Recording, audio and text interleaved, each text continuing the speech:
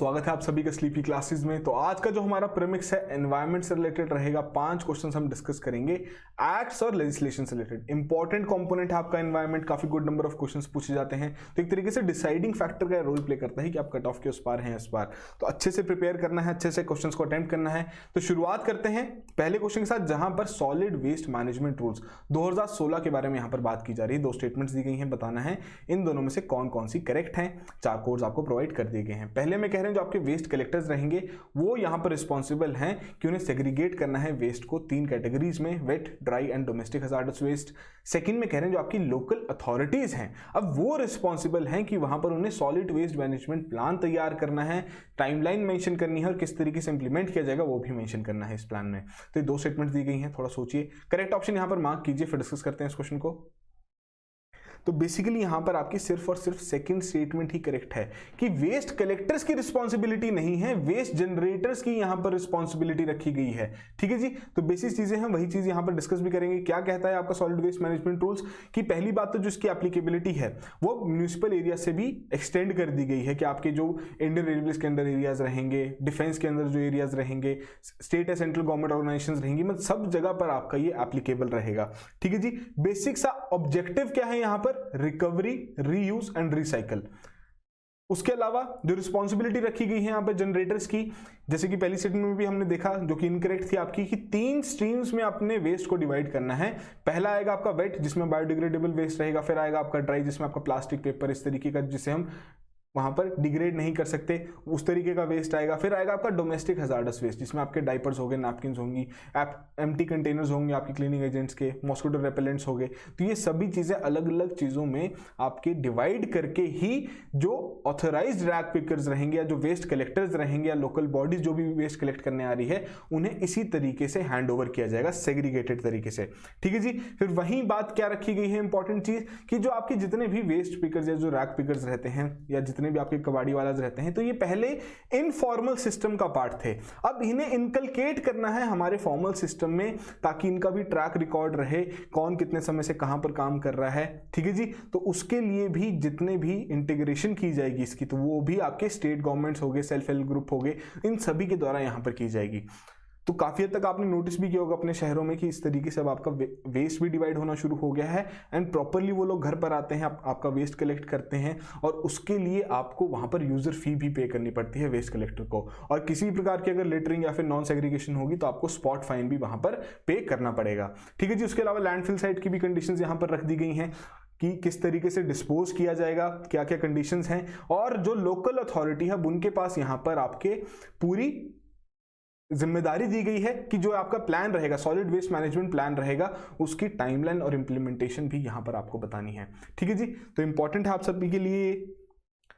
Second statement देखते हैं second question में, जहां पर बात हो रही है नेशनल ग्रीन ट्रिब्यूनल। कुछ आपको एक्ट्स दिए गए हैं, बताना है कौन कौन से एक्ट्स पर्टिकुलरली एनजीटी द्वारा यहां पर एनफोर्स किए जाते हैं।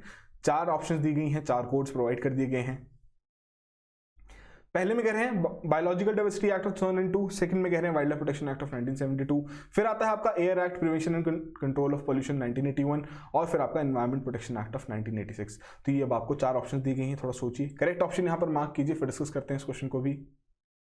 तो बेसिकली यहां पर आपकी फर्स्ट, थर्ड और फोर्थ ऑप्शन करेक्ट है कि वाइल्ड लाइफ प्रोटेक्शन एक्ट आपका एनजीटी द्वारा वहां पर लागू नहीं किया जाता।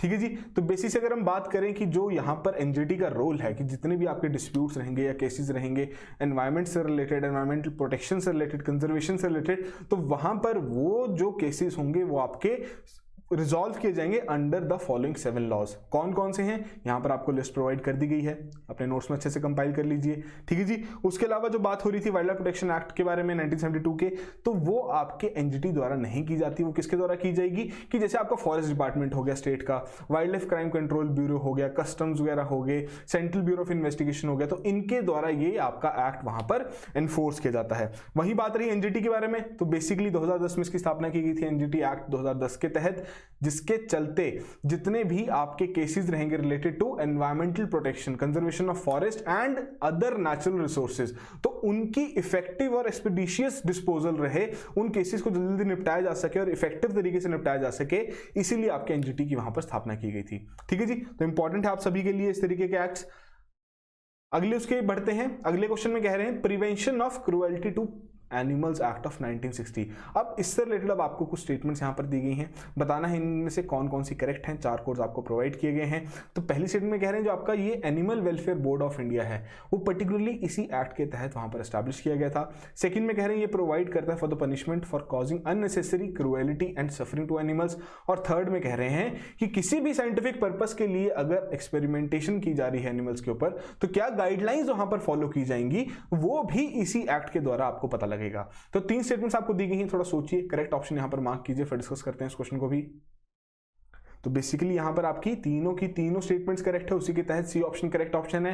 डिस्कस कर लेते हैं क्या है आपका prevention of cruelty to animals act of 1960 की। पहली बात तो जिस तरीके से आपने देखा भी होगा फेसबुक इंस्टाग्राम में काफी ऐसी वीडियोज या रील्स चलती रहती हैं जहां पर अननेसेसरी एनिमल्स को वहां पर हार्म पहुंचाया जाता है आपके सिटीजन द्वारा, तो उसी चीज को प्रिवेंट करने के लिए 1960 में ही ये आपका एक्ट लागू कर दिया गया था।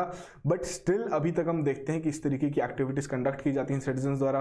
तो बेसिकली यहाँ पर जो लेजिस्लेटिव इंटेंट क्या है इस एक्ट का कि अगर किसी भी प्रकार की ऐसी सफरिंग दी जा रही है एनिमल्स को, अननेसेसरी सफरिंग दी जा रही है तो वहां पर उसे प्रिवेंट करना है। ठीक है जी, तो उसी के चलते animal welfare board of India है उसकी स्थापना की गई थी 1962 में under section 4 of the act. और उसके अलावा क्या क्या चीजें रहेंगी कि जिस तरीके से एक्सपेरिमेंटेशन भी की जाती है एनिमल्स के ऊपर कि क्या वहां पर गाइडलाइंस रहेंगी, किस तरीके से वो फॉलो किया जाएगा, किस तरीके से वहां पर एक्सपेरिमेंटेशन की जाएगी, तो ये सभी चीजें भी आपकी इसी एक्ट से वहां पर डिफाइन की गई हैं। तो इंपॉर्टेंट है आपके लिए इन सभी पॉइंट्स के बारे में पता होना, डिटेल में फाइन प्रिंट में पढ़ना है ताकि अगर ऐसा कोई भी पॉइंट आए वहां पर एग्जाम में तो आप घबराएं नहीं और वहां पर करेक्ट ऑप्शन मार्क करें। ठीक है जी, तो सभी सिंपल सी डिटेल्स हैं आपकी एक्सप्लेनेशन में मेंशन की गई हैं, अपने नोट्स में डेफिनेटली आप कंपाइल कर सकते हैं। उसके अलावा फोर्थ क्वेश्चन देखते हैं, बात हो रही है यहां पर plastic waste management amendment rules 2021 के। दी गई हैं यहां पर 2 स्टेटमेंट्स, बताना है इनमें से कौन कौन सी करेक्ट हैं। 4 कोड्स आपको प्रोवाइड कर दिए गए हैं। पहली स्टेटमेंट में कह रहे हैं जो आपके रूल्स हैं वो प्रोहिबिट करते हैं सिर्फ और सिर्फ मैन्युफैक्चरिंग, हालांकि अगर रेगुलेटेड इंपोर्ट किया जा रहा है आपके इस तरीके का प्लास्टिक का तो वो यहां पर अलाउ किया गया है। सेकंड में कह रहे हैं रूल्स के आधार पर देखा जाए जो परमिसिबल थिकनेस रखी गई है प्लास्टिक बैग्स की वो रहेगी 75 माइक्रॉन्स, कब से, विद इफेक्ट फ्रॉम द 31 दिसंबर 2022। तो अब आपको 2 स्टेटमेंट्स यहां पर दी गई हैं, थोड़ा सोचिए, करेक्ट ऑप्शन यहां पर मार्क कीजिए, फिर डिस्कस करते हैं इस क्वेश्चन को। तो बेसिकली यहां पर आपकी दोनों की दोनों स्टेटमेंट्स इनकरेक्ट हैं कि क्या गलती है यहां पर। पहली बात तो किसी भी प्रकार की मैन्युफैक्चरिंग हो, इंपोर्ट हो, डिस्ट्रीब्यूशन हो, सेल हो, सभी चीजें यहां पर प्रोहिबिट कर दी गई हैं आपके सिंगल यूज प्लास्टिक की। ठीक है जी, उसके अलावा जो सेकंड स्टेटमेंट की बात है वो भी हम डिस्कस कर लेते हैं कि यहां पर जो गाइडलाइंस रखी गई हैं कि विद इफेक्ट फ्रॉम 30 सितंबर 2021 जो थिकनेस रहेगी आपके प्लास्टिक कैरी बैग्स की वो इंक्रीज की जाएगी 50 माइक्रोन से 75 माइक्रोन्स तक। ठीक है जी, और फर्दर उसे 120 माइक्रोन्स पर लागू किया जाएगा, कब से, 31 दिसंबर 2022 से। तो यहां पर आपकी करेक्ट ऑप्शन ये होनी थी। ठीक है जी, 120 माइक्रोन्स अगर आपका स्टेटमेंट में लिखा होता तो आप वहां पर करेक्टली मार्क कर सकते थे।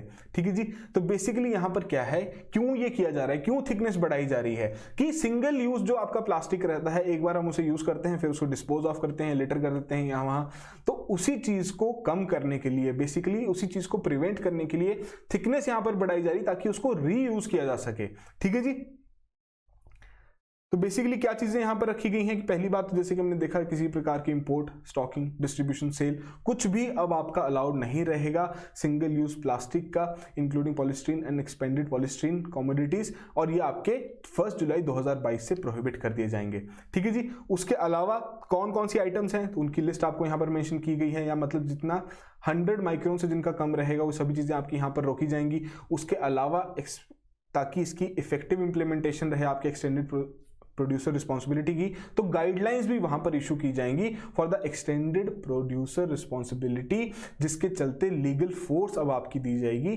किस चीज को, इस पर्टिकुलर यहां पर रूल्स को। ठीक है जी, plastic waste management amendment rules of 2021। तो ये सभी चीजें आपके लिए इंपॉर्टेंट, थोड़ा करंट अफेयर रिलेटेड आपके लिए क्वेश्चन था। आई होप आपने करेक्टली मार्क किया हो।